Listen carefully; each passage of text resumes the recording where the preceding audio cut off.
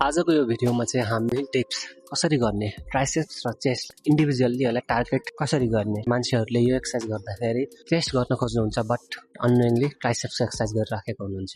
So आज हामी सिक्छौँ कि एकदम इफेक्टिभली चेस्टलाई टार्गेट कसरी गर्ने र ट्राइसेप्सलाई कसरी इफेक्टिभली इन्डिभिजुअली टार्गेट गर्ने भन्ने कुराहरू केही सिक्न खोज्छौँ।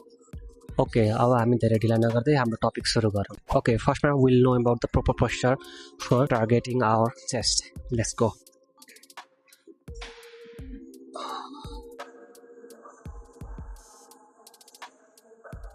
तपाईँ हेर्न सक्नुहुन्छ कि चेस्टको एक्सर्साइजमा हाम्रो बडी अलिकति टिल्ट अगाडितिर झुकेको अप्पर बडी हुन्छ।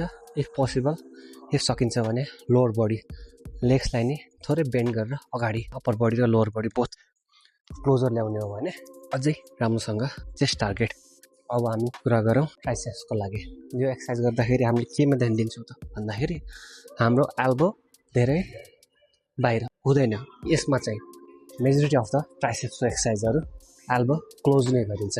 एल्बो क्लोज भनेपछि तपाईँको के गर्छ त, एल्बो क्लोज भयो भने सोल्डर्सलाई पकेटमा राख्न हेल्प गर्छ, न्युट्रल पोजिसनमा। यो डिस गर्दाखेरि जति फ्लेयर आउट भयो त्यति नै चेस्ट अर वी क्यान से त्यति नै तपाईँको सोल्डर्स चाहिँ इनवार्ड रोटेट हुँदै जाने भयो र तपाईँको फ्रन्ट एन्ड र चेस्ट टार्गेट अलिक धेरै नै हुने भयो। यसले अलमोस्ट मिमिक गर्ने भयो कि त्यो vertical or we can say horizontal pushing movement जति फ्लेयर हुँदै गयो त्यति नै हामीले पुस मुभमेन्ट फर चेस्ट र सोल्डर टार्गेट हुने त्यो तरिकाले त्यो एङ्गलमा जाने भयो यदि हामीले धेरै नै सोल्डर फ्लेयर आउट गर्ने हो भने। सो फर ट्राइसेपलाई मात्र आइसोलेट गर्नलाई वाट वी डु इज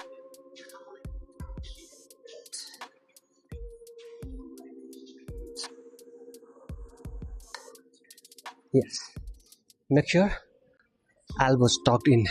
जति सक्यो एकदमै क्लोज अट्याच गर्नुपर्छ भन्ने छैन। Make sure they are comfortably tucked in inside. र यसरी we can do for triceps. एकदमै राम्रो एक्सर्साइज। आई होप केही टिप्सहरू पाउनुभयो होला।